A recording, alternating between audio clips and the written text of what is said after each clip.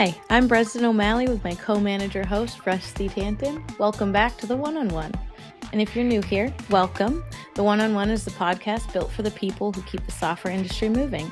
Our mission is simple: to create a platform where engineers, leaders, and tech professionals can have real, honest conversations about the work we do, the challenges we face, and the industry shifts shaping our future.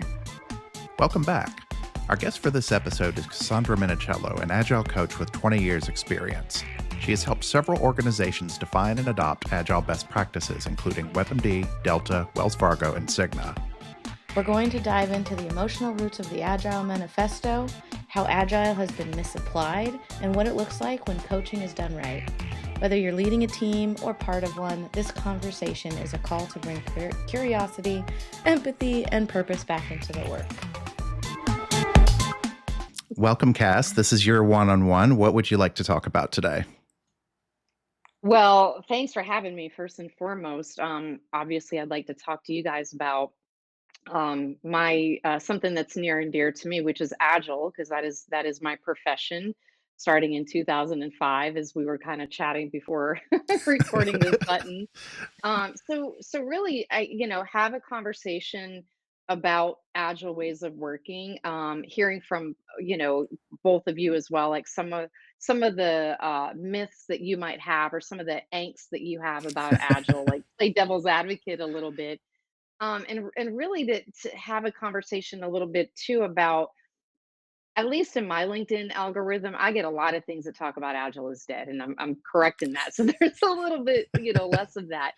But I hear these comments about Agile is dead, and some of it's a little bit of clickbait too. People are trying to Sure. sell their own little framework, and it just gets frustrating to me because Agile is still very much alive. I do think it's going to evolve into something different, and I think that in a way, Agile has lost some of its credibility as well, right? Because you get these coaches that just get a certification, or they don't have that practical experience or that empathy to be able to connect with people, right? Like, I know, Bresden, you probably had a good experience with an Agile coach, and that made a really good environment for you, where, Rusty, you may not have. And I probably like, in my dogmatic years, came across as like a hero, and I'm very pragmatic now. So just to kind of have a conversation about those topics.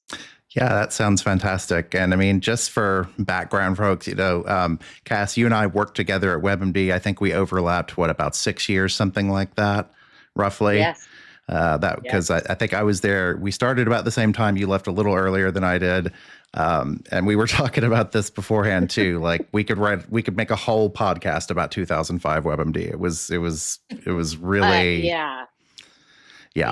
very of There its were time. a lot of good and bad. Yeah, and it's like, I think back 2005, like, there, and I that was probably the longest company that I've actually been at too, right? That Yeah. was like 6 years. You were there 8 8 years. years. Yeah. Um and I think that's like, a lot of people are not staying at companies very long Right. anymore. And I think that's like another reason why Agile or improved ways of working are even more so important, because people are not staying long term in places. That's more of a competitive market. People are going to different places, getting, you know what I mean? It's Yeah. like Yeah. just not so stagnant. Um, but 2005, like, if I could tell the story a little bit, like, of where agility like started for me. My good friend Michelle Lee, which I'm still best friends with, she was begging me to come to WebMD. Like, I think I was a contracts administrator or something, and I was going to school for computer programming. And I get in there, and I know a lot about STDs, right? Because and it's not because I've had them, but at WebMD, like, when you came in I was a content publisher, right? The real lightweight coding and the CMS system. Yeah. It's like you were hazed and given all these STD articles to publish. Like, okay, so that was literally my first like experience. Like, you laugh, Rusty, but it's Oh, true, it's right? 100% true. Yeah, and you can't help but read the articles, right? But you do learn to just cut, paste, code it, and publish it. Um, So I'm doing like this kind of work. And of course, we start getting into the page builder days where I'm telling you, we were working the 24/7, bringing in your pillow to work, you know. So during this time for me, I liked what I was doing, but we had some really command control project managers, Hmm. to the point where, President, I'm ashamed to say this, but uh, we this one project manager, we put their face on a milk carton and just pretend that they were missing. I mean, we did, like, we did some stuff like this, and but the and I'm not saying all project managers are command control, right? But in that situation for me and with my team, it caused a lot of tension and a lot of passive aggressive behaviors. Yeah. Like, I remember, you know, this I won't say their name, but this project manager, when you said you were gonna have the files done by end of day. Yeah, okay. When I would actually already be done with them in 4 hours, but this is the days you could zip up an email or FTP, but I would wait till, like, that 7 hours and 59 minutes to upload my stuff, even though I had it done Mhm. just to just to fight Sure. back against that command control.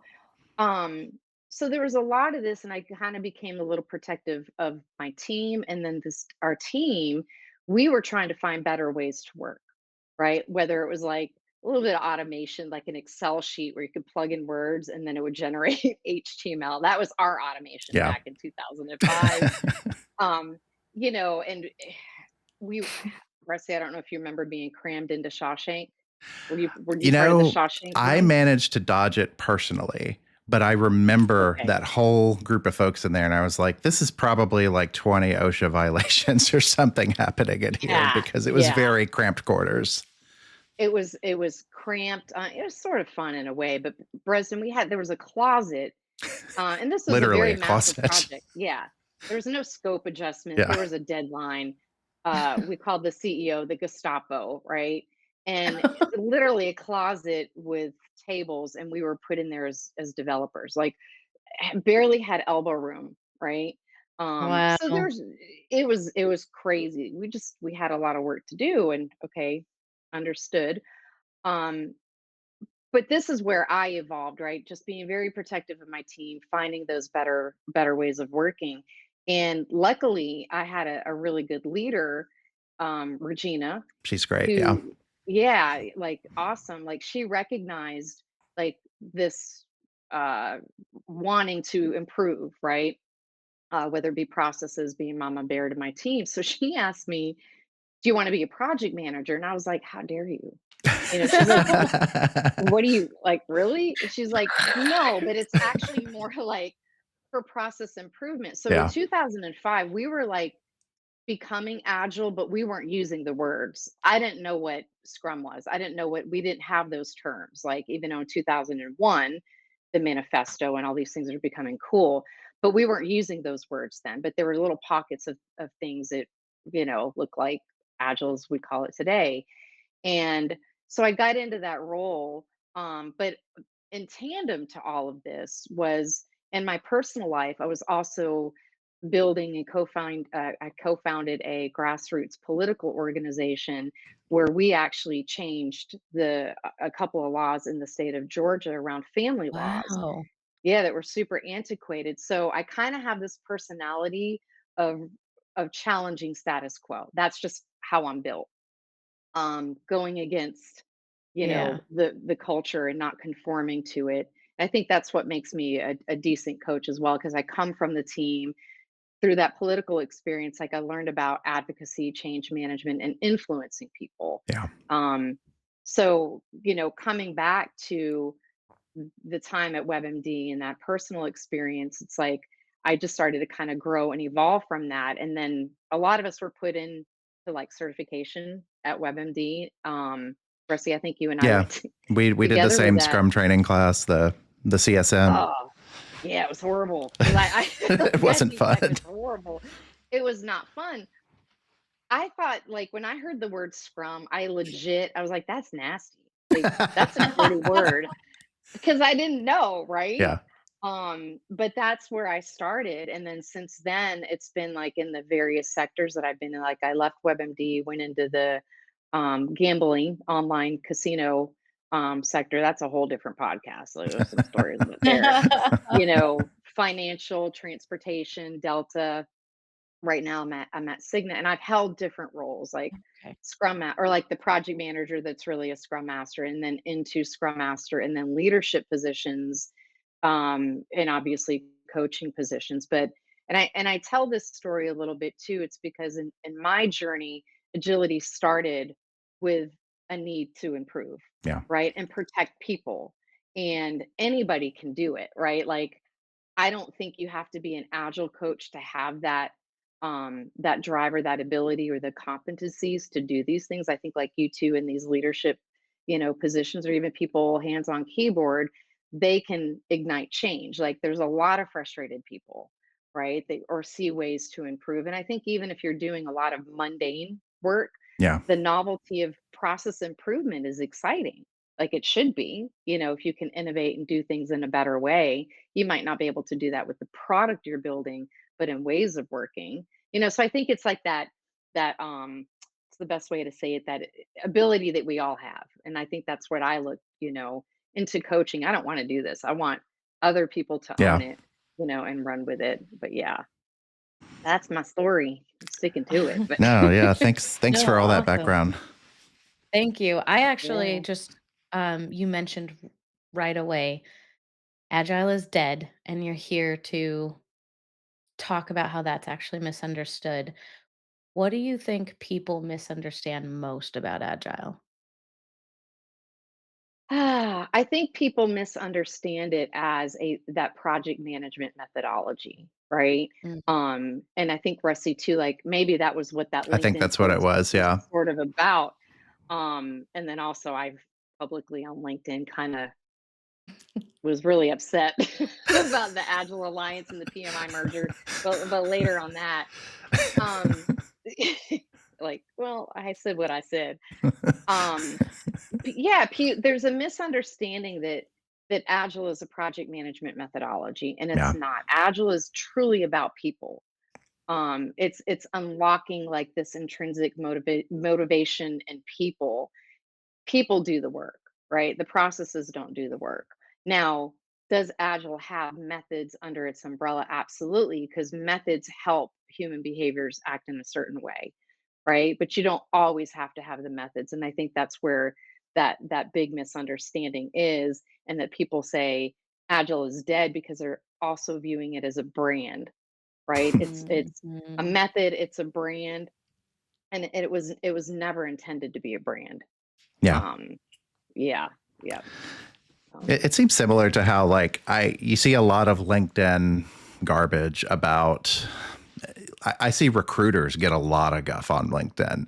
And it's like, honestly, the percentage of recruiters I've worked with that were scumbags was very low, right? Yeah. And of course, I didn't actually work with them. I figured out what they were. And then I was like, no, I'm not working with you. But it's very low. Like most recruiters I've dealt with are ethical people who want to do the right thing. And then there's a few outliers who give them a bad rap. And I mean, it seems kind of like Agile coaching is sort of similar. It is. It Yeah. it yeah, it very much is. It's like Breslin had a good experience. Thank you, Agile coach. Yeah. Right? Whereas someone else might have a bad experience, and then that hurts the rest of the people. And like I mentioned, probably before we started recording, that Agile is dead, the sensationalism, the clickbait, because somebody has some other framework that they Yeah. want to sell, right? They're trying to reach clients, Mhm. and that can be frustrating. And then recently PMI, which is the Project Management Institute, like people that get their PMBOK, project management, Mm. and Agile Alliance, which was like, this nonprofit conference thing, a lot of Agiles coming together. And then you got PMI, which is a for-profit certification. The two come together, and I was just like, you gotta be kidding me. I mean, it's not the end of my craft, right? But it just reiterates the thinking that Agile is a method, it's a project management method. I'm like, here we go. Like, and it was like, even the founders will tell you it's not a method. There's not one method mentioned in the manifesto. And those gentlemen came together as a cry for help, right? Yeah. and establishing those values and principles. So, you know, it's frustrating, but I hope like listeners are taking away that there are good agile coaches out there that are coming in and not thinking of themselves as heroes, right? Like Yeah. if I come in to a space, I'm not trying to fix anything, because people have the ability to fix their own problems. I'm just there to coach, train, facilitate, maybe mentorship. Not wearing the superhero cape. People are capable. I'm not trying to fix something. And it's that mindset that the agile coach needs to have coming into a space. Others are like, nope, you're going to do what I say, right? And you're gonna do stand up. And that's not helpful to anyone. You Yeah. know? I think so. I haven't had universally positive or negative experiences with teams, right? Like, I mean, some of them have been great and some of them have not. And, like one I can point to that was not was where Scrum sort of got tacked on to what was very clearly a waterfall process and like a Mm, very deadline driven, like we are going to do this in 6 weeks, regardless of what the sprints look like. Like yeah. it's typically when those labels are like misapplied and like priorities upstream are misaligned and like, and maybe that's something to just throw a little bit it on too is like, what's the difference? Like what kind of support do you need upstream for these things to work? You need support top down, like Yeah. absolutely. But it's also it's more than just support, right? It's Mhm. the leadership at the topmost level that are bringing in agile truly understand what they're asking for. Yeah. Because it's not like it's not a bunch of sticky notes on the board or Jira conformed to look like sprints, and then underneath it's the waterfall. It's like what I call the agile wallpaper, right? If it were that easy, everybody would be Yeah. doing it, and maybe they are doing it, but it's not getting the true value of what agility is, which is all about embracing change, all about the people.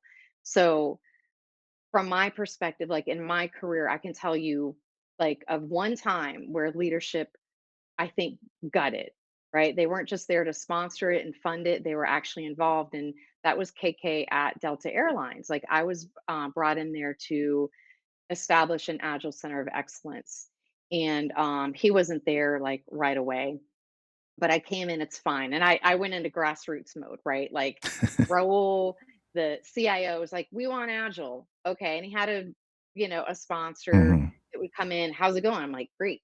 Wouldn't really tell him a whole lot because I did. I went under the wire. I've learned I've learned how to actually, enact change.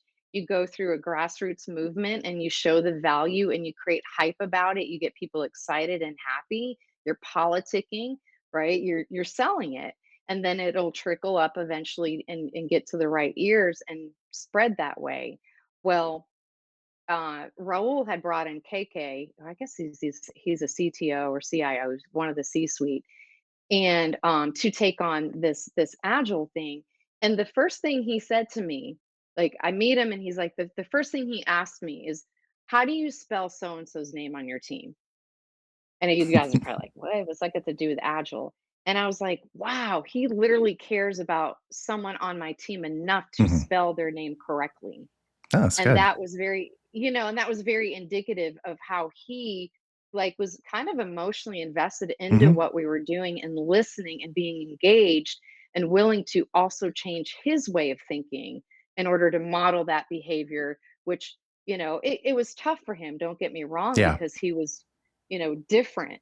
So I really much appreciated that. I'd like to say we had a lot of success there. Like we had the Agile Center of Excellence. We had 12 coaches. We were doing great things, top down, like Agile release train kind of stuff, some Agile funding, holistic, trying to get into HR, right? Little pockets of Yeah. there.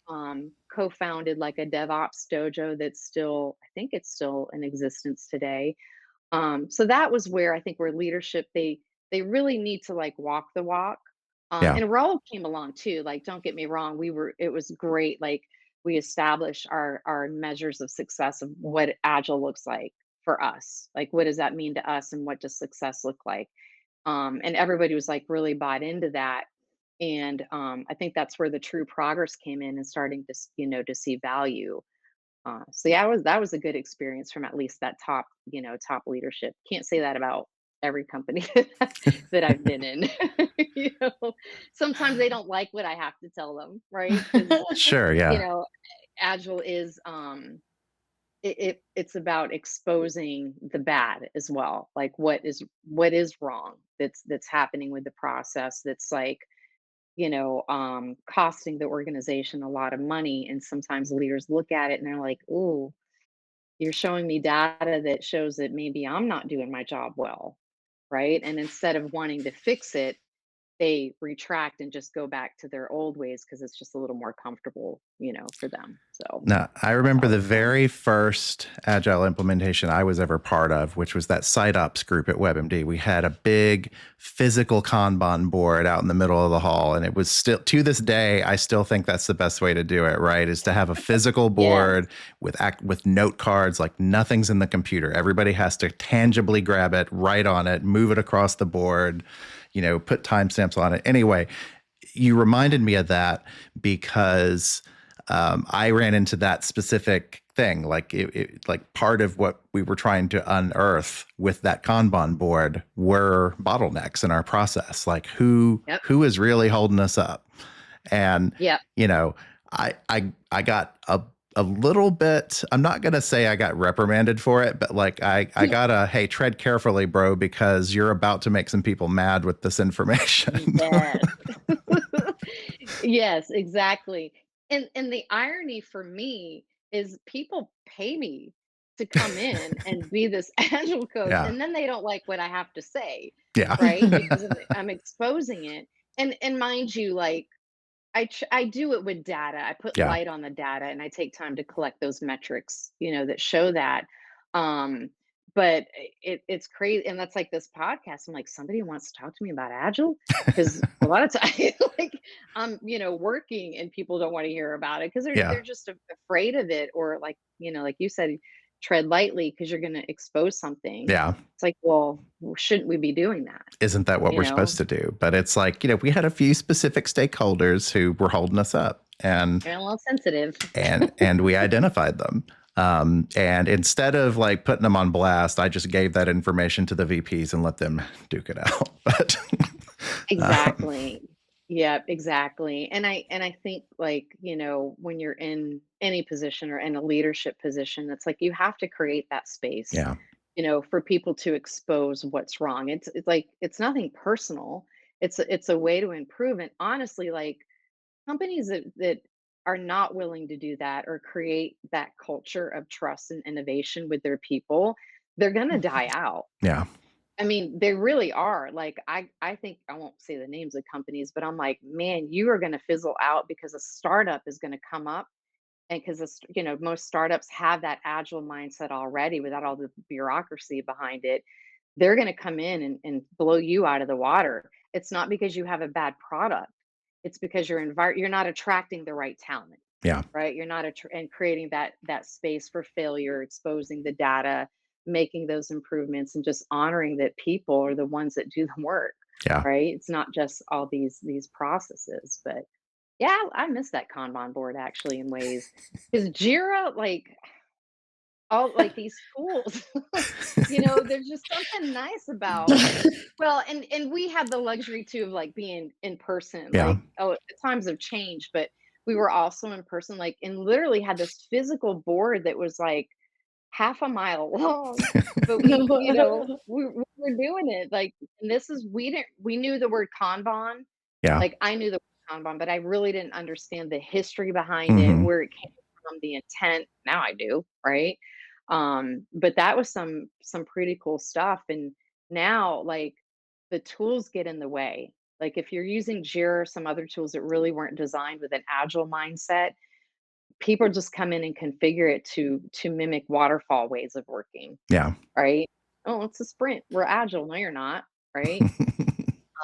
But there are better tools. But I know this isn't a tooling bashing, but Well, oh well, god, we will bash some tools, especially around Kanban. But so we yes, do keep throwing around some terms like Kanban and Scrum. But then we are that also dirty talking word. about, yeah, and then we're also talking about Agile. So I would love to hear in your words, your definition of agile versus these other, the terms that fall under it.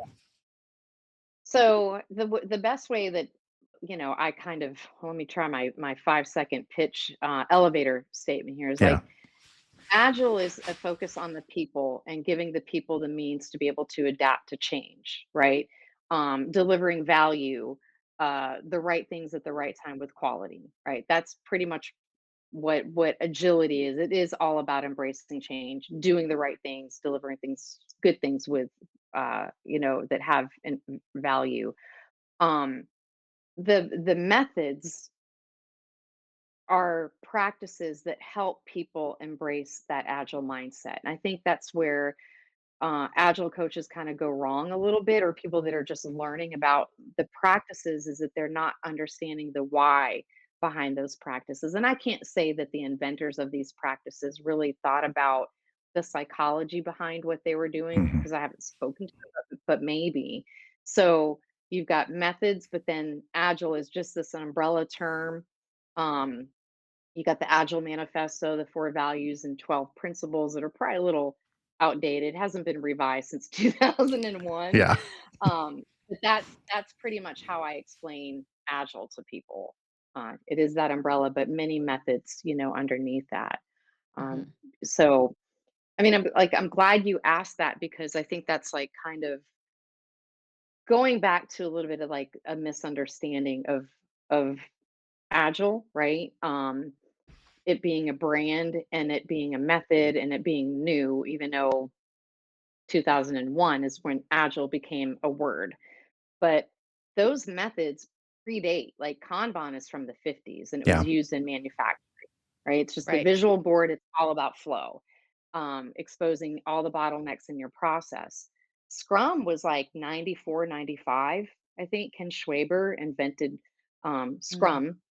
And then you've got like XP, uh, DAD, like disciplined agile delivery, Crystal, TDD, test driven development, behavior driven development. So all these methods were in existence. Yeah. So a little history lesson, I think, and this is where people, I just think understanding a little bit of the history helps us to understand like where we currently are. So if we go back to the 70s, century I was born, or the decade I was born in. um, Thinking back to the 70s, like software development. Okay, you think like software developers were like these cool, respected people developing code for like these rocket ships. Okay, and it made sense to do things in a kind of a sequential manner to a point, right? Because you're coding, you're doing these things for rocket ships, launching people into space, so on and so forth. And developers back then could speak to the end users of their system and get that feedback and adapt to it, right? Mhm. So this guy Winston Royce, who a lot of people say, oh, he's the one who invented waterfall. He actually wasn't. But he did write a white paper about the waterfall sequential process. Like you get all the system in place that require the, I always have a hard time with that word, re, requirements. Your code, it's like everything you Yeah. do one step fully, then the next step, like you're testing it, all of it, and then what do Mhm. you have at the end? Something that really wasn't even what the person wanted. So he wrote this white paper that pointed out the flaws in the very sequential. He's like, you really need to go back and back and back and iterate. But people were like, "Oh, no, waterfall's the way to go." Like Winston said it, they just misunderstood it. And this is a methodology from the 70s that we're still using today, Yeah. right? Mhm. However, if you're getting into the 90s and 2000s, like what happens to software? Like it's not, we're not building well, some people are building software for, rocket ships, but it's evolved. Like we're putting code into production within seconds, right? The customers demand that more. Like it's blown up. During that time, organizations started to mistrust developers. So what did they do? They added project managers, they added BAs, they added product managers, they added all these different layers in between the developer and that end user customer. So developers were like kind of told what to do instead of having a seat at the table. to have that conversation Yeah. with that end user customer. There was a bunch of mistrust. So Mm. 1999, right? What happened? What was 1999 to 2000? Y2K. Yep. Exactly.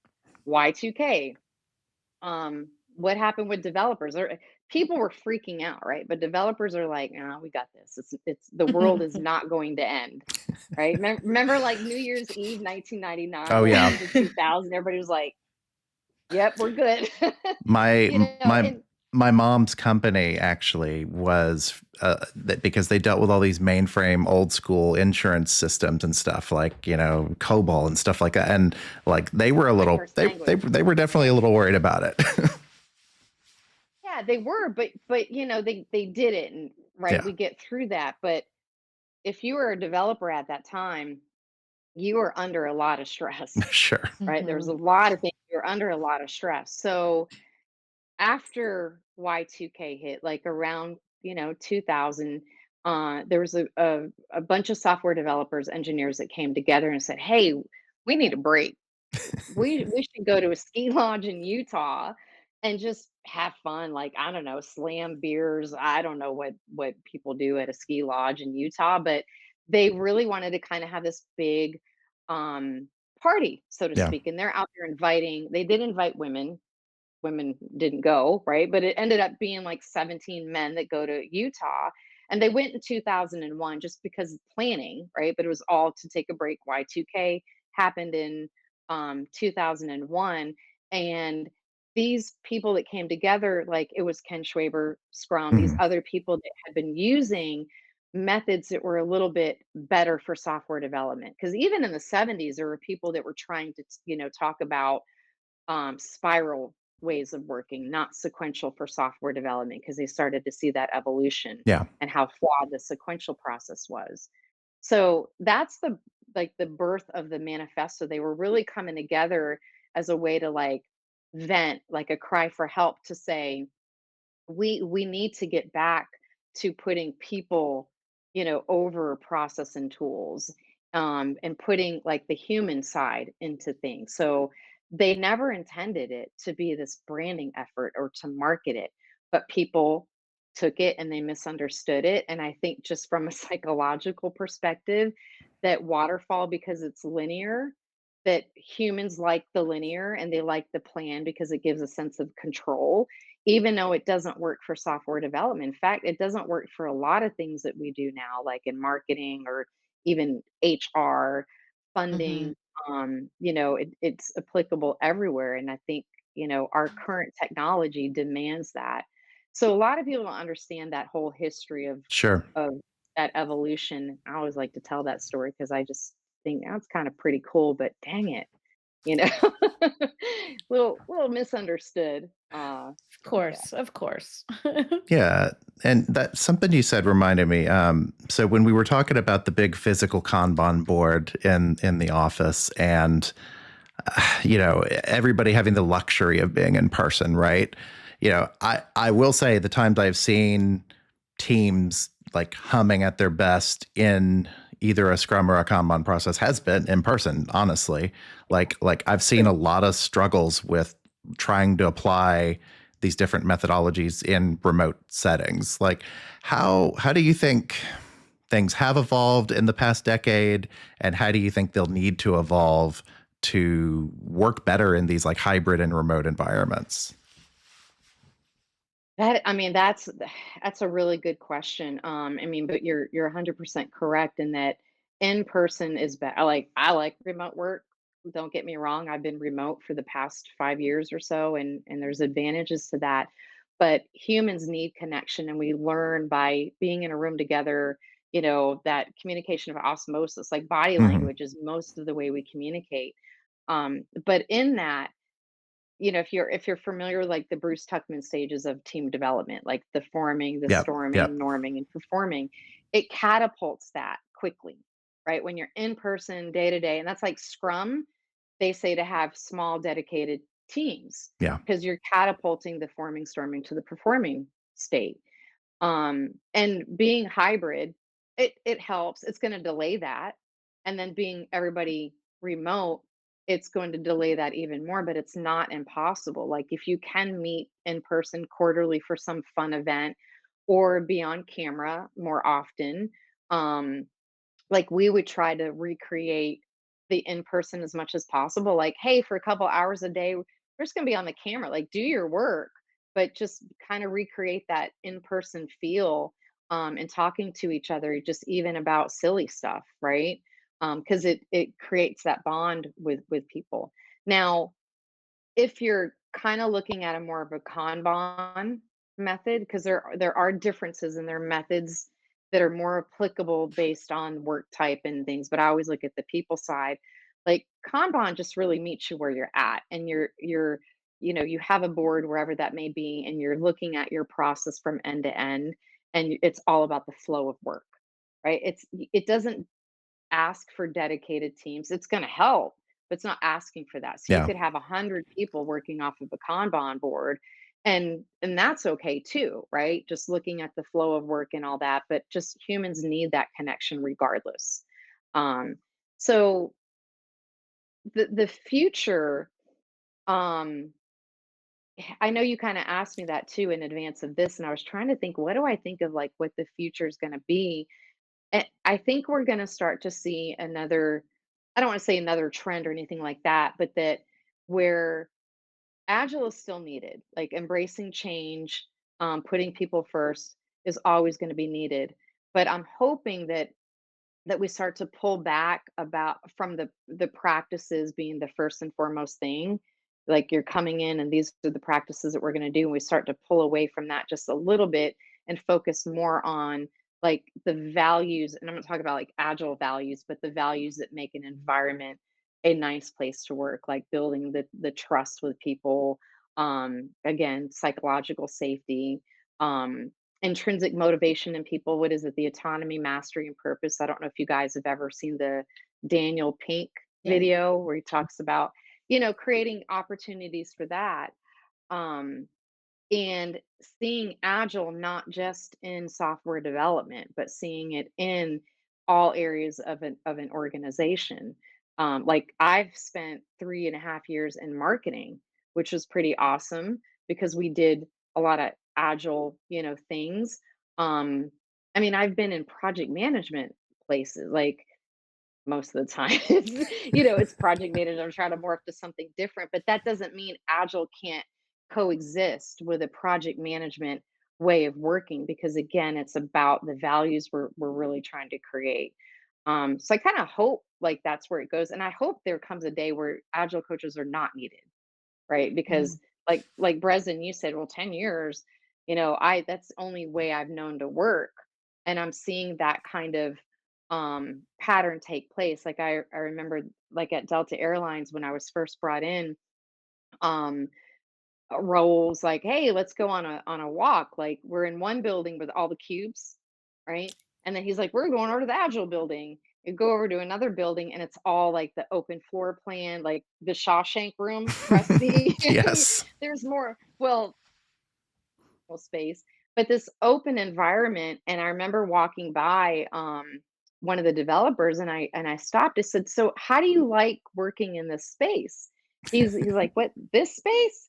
I said, "Yeah." He goes, "I love it. Like this is all I know. I want to know how you guys work in your space over there in cube farm land, you know?" And it was kind of like, oh man, things are changing, right? Because Yeah. we were resistant, like Rusty and I went from that cube place, like, I had to be in Shawshank, right, for a little bit, but we did go from a cube, world into an open space environment, when WebMD shifted over to this new Yep. building. It was beautiful, Yeah, it but looked we were great. freaked out, legit freaked out at first because you felt weird, like, exposed. Felt And very exposed. Yeah.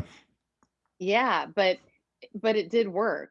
Like I'll hands down say that was my best team experience that I've had, like working with people like these, like we have a WebMD alumni group. I still talk to people. It was like a family. And that's what it created. But I too was resistant to that. So kind of circling back, it's like people are learning agile and the methods like as young as kindergarten, right? Mhm. So these people coming in, to companies today, they're kind of expecting that. So if you're still working in a very traditional way, and I'm not saying, open environments are agile. No, that's not just that, right? Yeah. Um, but I think people are going to expect that and demand that.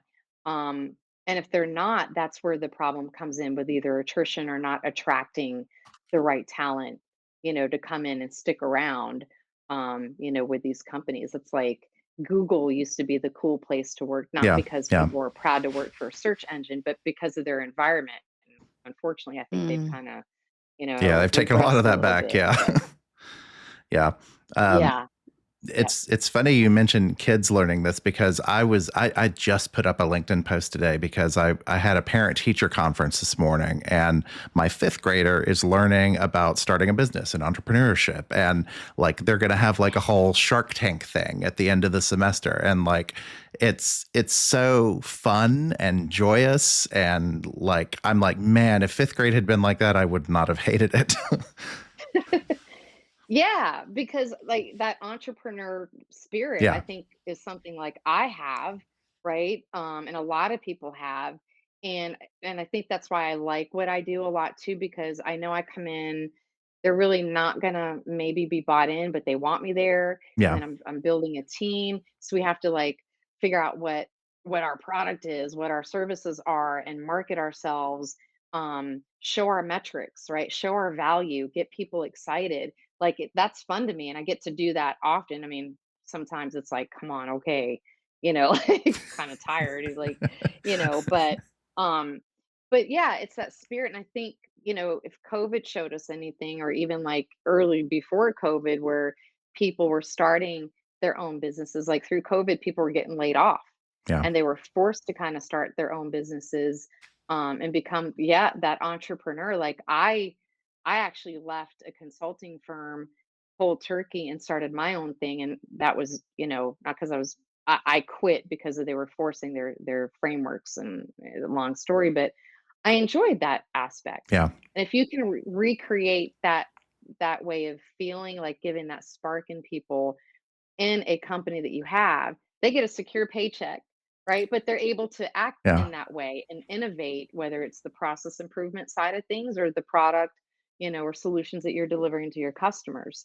Um, you know, Startup companies, I think, are pretty cool. A lot of times I get calls from startups saying, "Hey, can you come in and help us?" I'm like, "With what?" Like, I want you to just continue to do what you're doing, um, and not do what, like, smaller companies that become big, they add the middle layers and too much process. I'm like, just keep doing what you're doing and scale that so that one day you don't need someone like me, right? I don't want to have to come in and try to help. I don't want to say fix because that's the wrong word, but you know what I mean. It's like keep that spirit and just learn to just scale that out, Yeah. and continue with that. But yeah, but we'll see. It's really difficult because I don't know if you've ever experienced working somewhere that claims to be agile, but everything about the culture is saying otherwise. It's like, I don't know, scrum by the book, but like deadlines like waterfall. Um, what are the signs that a company is saying they're agile, but they really aren't? I mean, everything you just said, right? Signs that they're agile. Would this be like a situation where, um, let's say you want to, like, you're being interviewed by a company and you're not really sure if they're agile or not, or like you're in a company and you don't know about agile, but you kind of want to know what those symptoms are to really know if it's like good or bad agile. Yeah, I think the second one is what I'm most interested in, and also ways to kind of deal with being stuck in this, I don't know, like a sticker agile, it's Yeah. not real, I like that sticker situation. agile. Yeah, that faux agile. I think the first indication is how do you feel? Mhm. Right? How do you feel as somebody who's hands on keyboard contributing to the work? Do you feel pressured? Do you feel that you're in a safe environment to expose a problem? Do you feel safe to fail and make a mistake?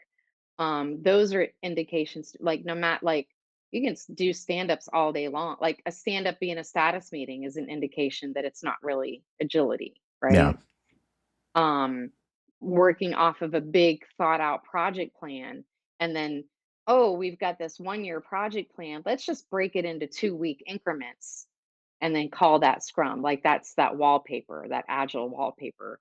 Um, Yeah. so those kind of symptoms as well. But I would just generally think like, well, how do I feel working in this environment? Because in a true agile environment that has all of those things that we're like the psychological safety and we value our people, all of that, you're not really feeling like that. It's not like everything is perfectly rosy all the time. Obviously no company is perfect, but that's where I would start. Are you happy? And if you're not, you probably are not working in a true agile environment. Yeah. I know, at Loyal, when Bresden and I were managing together, we were not doing like ideologically pure Scrum, right? Like, and in fact, we moved away from it entirely and went just kind of had a big Kanban board and we were doing it. But like the point is, we were talking every day, and the meetings were not just status meetings; they were times to like raise problems and to feel heard. And I mean, the developers seem to respond to that anyway. Yeah, and like you mentioned something like we I think I don't remember your exact words, but we were doing Scrum, Right. right? Um, and don't get me wrong, like doing a Yeah. method isn't always a bad thing, Right. right? As long as you understand the intent behind each one. Like Right. the stand up coming in, you're really just talking about your agenda for the day and thinking, if I have 24 hours to live, which is today, these are the things I'm doing, right? And sharing that with your team to stay focused. But at some point, if y'all are sitting in the same room together and you're talking throughout the day, da da da da da, do you need to have a stand up every day? Right. Yeah. So you can start to come back. Now, um, my role, like, or my job as a coach is to also get you from a doing state into a being state. Right. So I don't know, like, do you remember the movie Karate Kid? Oh yeah. Just watched it with my Remember, kids a few weeks Preston, ago. please tell Yeah. me. Okay, I love Karate Kid. Preston, do you know the movie? Love Please it. tell me. Yeah. Okay. Absolutely love Yes. it. So just to kind of recap, like Karate Kid, you got Daniel, like he's moving to a new place with his mom, and then the bullies are starting to pick on him, and he befriends, I guess it was like Mr. Miyagi, who was like their landlord, and he was also a martial arts teacher. And he kind of, befriends him, and Mr. Miyagi is like offering to teach Danielson, martial arts to be able to protect him, against these bullies. So Daniel's like, yeah, sure, that's great. But what did he start out with? Like the whole wax on, the wax off, the painting, the sanding of the thing. And he was like, what the hell? Like, how is this gonna help me? Right. And Mr. Miyagi's like, patience, Right. Danielson. Right. And, at the end of this, like he does go into this tournament and he's able to win this tournament. Like he built upon the foundations of what Mr. Miyagi was teaching him. But you didn't see him in the, on the, what is it, the dojo tournament floor, like doing, like, no, Yeah. he applied those foundations. So that's what I tell people. Like, first of all, if teaming is your problem, let's do Scrum. Let's come in with the formalities. If you're a new team, if you're a new team and you're in that forming state, we need formalities. So I'm going to say, let's try Scrum and let's do it by the book. But I'm going to explain to you the intent of each of those events. Why are we doing these things? And over time, we want to pull away from that, right? And pull away to where you come up with your own way Yeah. or no way because you've mastered that. However, if you get new leadership, or let's say, oh, we're going to put project managers back, or somebody that comes in to cause chaos and stresses the team out, they have the practices to fall back on, because those practices in Scrum is truly meant to like drive the human behaviors in people, keep them sane, and to embrace the change. Yeah. And that's what I tell you. It's really meant to embrace change. So you have that to fall back on. Just like Kanban, there's some formalities around that, right? But if teaming isn't your problem and you want to focus on flow, then Kanban might be the better choice for you. And I know other coaches would say, well, it depends on the work type. No, it doesn't. Like it does and it doesn't, but it really doesn't. So there's nothing wrong with doing, but I think there comes a point where you should be able to pull away from the doing and become being, Yeah. the agile side of things. Yeah. Little Yeah. Mr. Miyagi, the chopsticks. I love Why? the Mr. Miyagi reference. So Yeah. Bresden, like when I was managing the campaigns team before it became like the crazy 20-person team that it became at one point. Yeah. That's kind of how we did it for the first year. Like we started off like pretty, I'm not going to say rigid. Rigid's not the right word, but like we stuck to the processes that were just kind of traditional Scrum for a while. But then every retrospective, we would shed something or change something. And like by about 6 months later, like it was unrecognizable. And, like to me, that's the agility, right? To Cass's point Yeah. of you're learning how to work together and you're learning what works and you're learning what doesn't.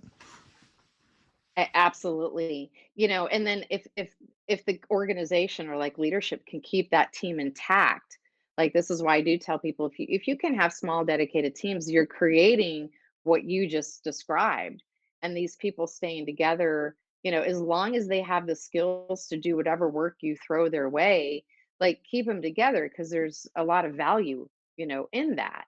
And then also time to like, innovate, which you kind of do in your retrospective, but innovate on the work that you're doing as well. But that's where I see organizations fail, right? They're like, oh, we're going to put these people together for the duration of the project that has a defined end date, and then we're going to disband these people and move them into different Yeah. teams, and now you've restarted the forming state all over again, Yeah, right? exactly. So, Mm-hmm. yep, Mm-hmm. yep.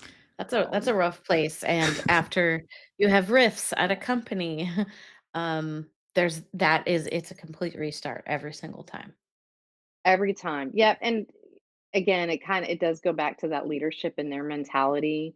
And I think sometimes the higher you go up in the leadership ladder, it's harder to influence their mentality because they're like, well, I've always done it this way. And my paycheck is pretty high, so why am I going to change, or like, you guys be agile, I don't need to be agile, you guys do. And that's not how it works. Yeah. Not how it works. Yeah, it Don't ever that definitely easy. isn't. Mm. I'm curious, what are your takes on the various frameworks within Agile? Do you have any favorites? Yeah, Kanban. It is Kanban. Me too. I I love Kanban. Yep. And the reason why I like it, like, um, like I mentioned, I'm very human. Like I love psychology of people and the teaming, and Scrum gives you a lot of that good stuff, right? But from the Kanban perspective, it's easier to teach. It's kind of that common sense factor. And even in Scrum, you're using a Kanban board, right? Like, or and you could even expand it. Like Yep. I know it's usually to do, in progress, and done, but you could expand that to be something a little more robust. But what it helps people to see, is when you're looking at that end to end flow or the steps that you're doing and you're visualizing them, you can start to collect the data, right? Like I love lead time and I love cycle time and throughput. Yeah. If you understand those metrics and you can collect that metric, it's very powerful. So when you're able to do that, it's like, and I think you had a podcast guest that said data is emotionless. Um, I right? did. Like in data, Mhm. it is emotionless. So it gives the ability to show the data to leadership of like, this is our bottleneck and this is how much time we're spending in that bottleneck. And here's lead and cycle and throughput. This is how long it's taking us to get end to end. And this is how long it's taking us for that cycle time, like the work when we started and how much work we're putting out there. So then you get the buy-in, like, oh, well, this is interesting, you sold me, Yeah. right? Hopefully. Or they say, "Oh my god, you're getting laid off, Cassandra, because we don't like this."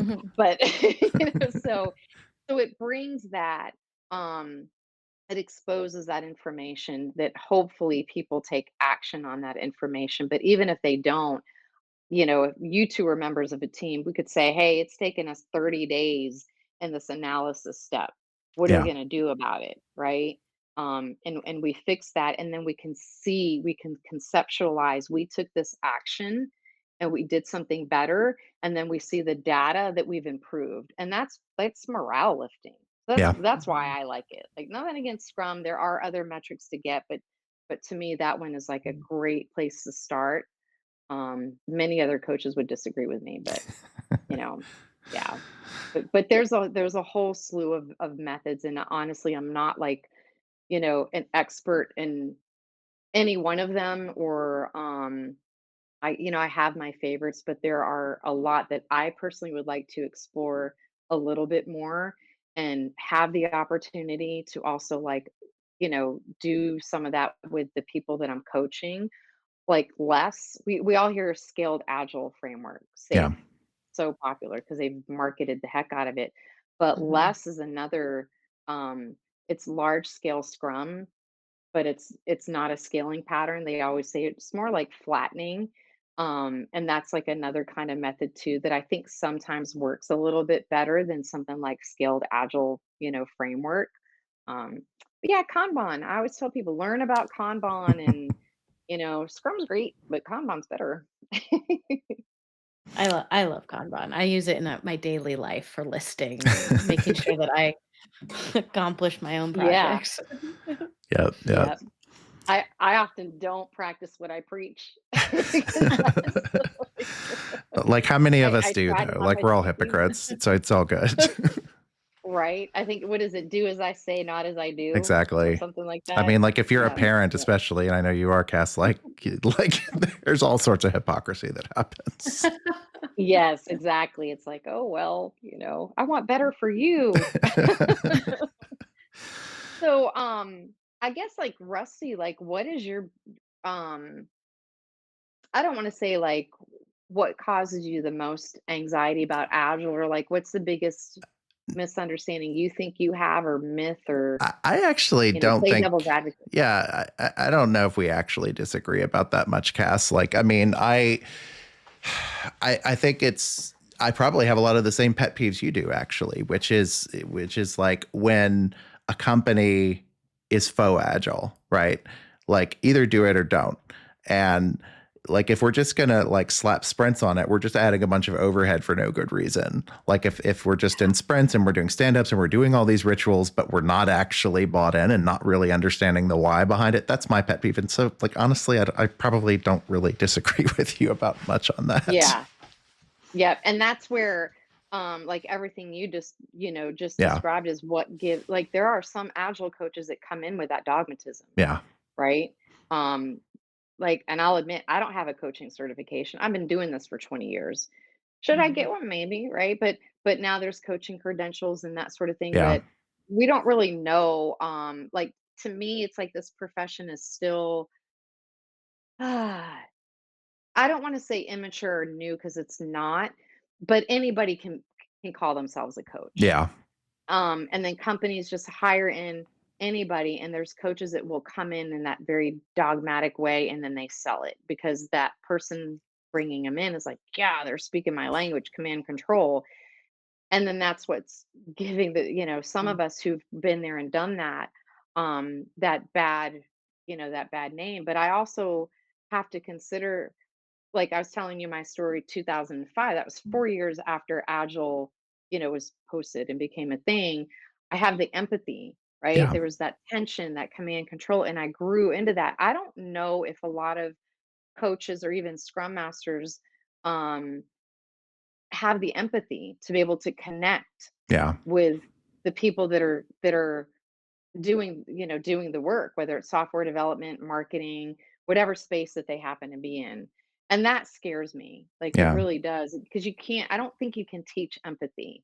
I mean, No, you maybe can't. maybe And you I mean, can. You good God, I just read the book about Facebook that came out recently, and like ugh, lack of empathy is a theme that kind of runs through it. And it's if I have a pet peeve, it's that, and that's not going to be an Agile specific thing. That's a that's a human thing. Is like, it's a human I thing. can't deal with people who don't have empathy, and I can't deal with people who are really rigid and dogmatic. And my worst Scrum experience ever was with a Scrum Master who was extremely dogmatic about Sorry. Scrum. And, it hit a point, and it was actually, I was working at this company that was like a consultancy. I'm not going to name them because I'm not trying to get anybody in trouble, but like, they had a client, and the client was the Scrum Master. This is actually the backward situation I was talking about, where we had like some developers on our side and like some on their side. And like we also had a third party design agency. And so too many cooks in the kitchen, too many like divergent interests and priorities. And then on top of that, they bring in like the worst Scrum Master I've ever dealt with.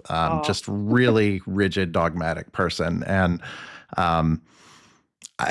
there's like a million things. Like I could do a whole podcast about that specific project. It was so bad, but it's the rigidness and the dogma that really bugs me. Yeah, same. That the hero complex. Yeah. I'm gonna come in and fix everything, and you're gonna do what I tell you to do. Yeah, exactly. Very off-putting. I mean, there's a lot of coaches like that too, and some of them I had to work, side by side. I'm just kind of like, Yeah. and I get it. Like a lot of dogmatic coaches look at my style and think, and I don't try to be too philosophical, right? You have to balance the philosophy of like what we're trying to do with some of the methods, right? You do have to balance that, but I've been accused, oh, you're too philosophical, like I don't understand what you're talking about, right? um but yeah, so it will be interesting, like 2, 3, 5 years from now, like what does agile look like? I think, like I mentioned, it will become something, it'll be called something different, but it will be kind of going back to those core things, which I don't know how we're going to get there, right? Like if we don't have certain methods to drive those behaviors, I don't know. It'll be interesting. I'm sure I'll still be employed, or I'm just gonna like do what Breslin is gonna do. She wants to write a book. That's the end goal. Yeah. To add, it'll be about agile, I'm sure. Yeah, yeah. I always I really want to write a book a lot about my political, journey in the past, and how I can tie that into like agility and what that taught me and stuff. But then other times I'm like, I got a lot of drama that I can write about from political, but certain people still need to die before that book gets typed. Like Those are for the real. I'm like, stories you oh. write and put away until later. Yeah, like some of the names have been changed, but people could just look at, oh, that was bill number whatever, and you're, oh, I know who that. I love that. So as a leader myself, I'm extremely empathetic with with my leadership style. And I am, Dressy can also call me on this, but I'm not dogmatic. I am very like, what do you want to do? So when I enter a team, I meet with everyone individually. I collect a consensus of like, what's the vibe Mhm. here? And then what do we need? Well, it sounds like they need less meetings, or it sounds like they need more meetings, and then I try to shape it to the grouping of folks that are together. Um, but I have a question around this. What's a small change that a leader can make to foster more agility on their team without an agile coach and without the full buy-in yet of the entire company?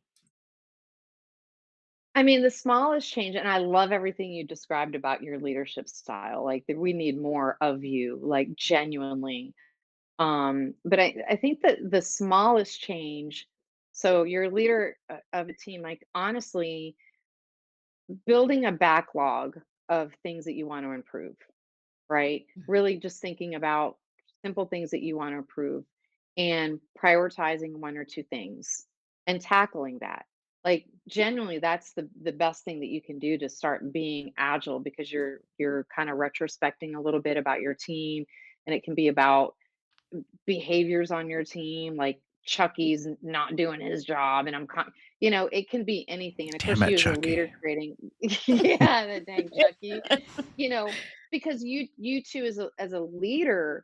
you get the luxury of being able to see what evolves in that backlog, how honest they're becoming because of your leadership style too. Are you creating a good space for these people to feel okay with that, right?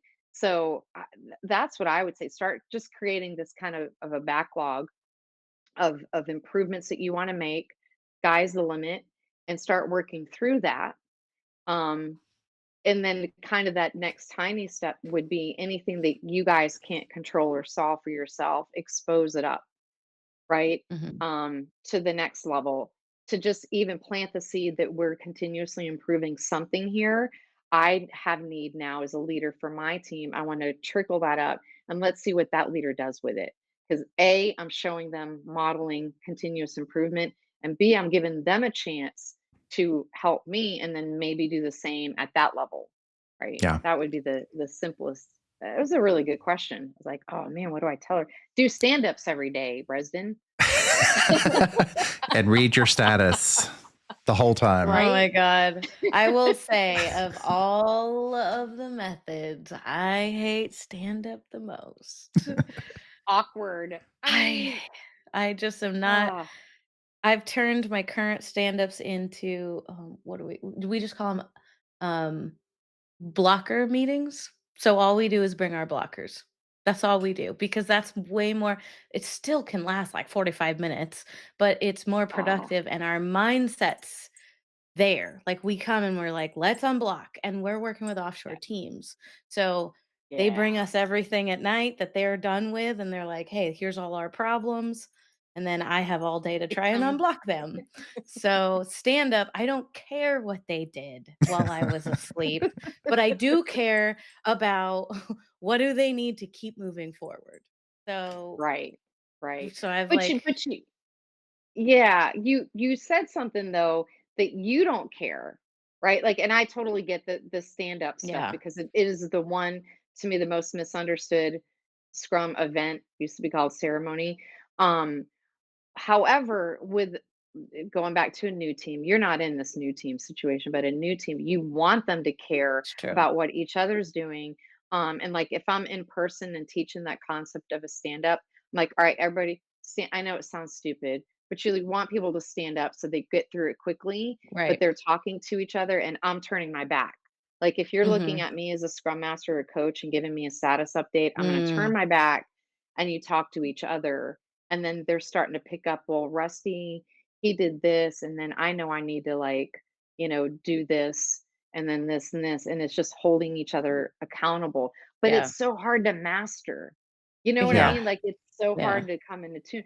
But if you're doing something like that, like blockers, because you're setting the time, that agenda, um, and actually that could be like another, the continuous improvement backlog, but a cadence or a rhythm of things that you're doing. Like if you're doing this blocker, they coming into that meeting knowing what they need to give you, and then they go back to work, and then you've got your task list for the day of unblocking Mhm. things for them, right? Mhm. It's like Scrum with the cadence. It's on a rhythm so that you reduce the It stress is. Yeah. from Yeah. people of ad hoc. I hate ad hoc meetings, especially from your boss. Yeah. Ugh. Hey, like, oh, what did I do? But Yeah, every time. I'm always like, yeah, "Hey, by the way, it's a good meeting, I promise." yes, you're Yes. getting a raise. I Yeah. know. Like, thanks for having me here to talk about Agile. Like, Yeah. hopefully you can kind of tell, like, I'm very passionate about it. And I hope that any of your listeners kind of like hear what we've talked about today and try to think about ways to implement some of the um, practices or the Hmm. values or creating those environments that we talked about, like in their workplace. Like you don't need a coach, you don't need to be an expert in Agile, or maybe they go out and learn a little bit more about it. But creating that culture that people really thrive in is what I hope people to kind of take away from this. Well, thank you so much for coming on the show, Cass. This was great. It was so Yeah. great to catch up. It was so great to like trade, kind of reminisce about the war stories from 2005 WebMD, um, and to Yes. talk agile stuff. Like it was great. Yeah, it was Yeah. so Thanks, great to guys. meet you. Thanks so much. Likewise. Good to see you.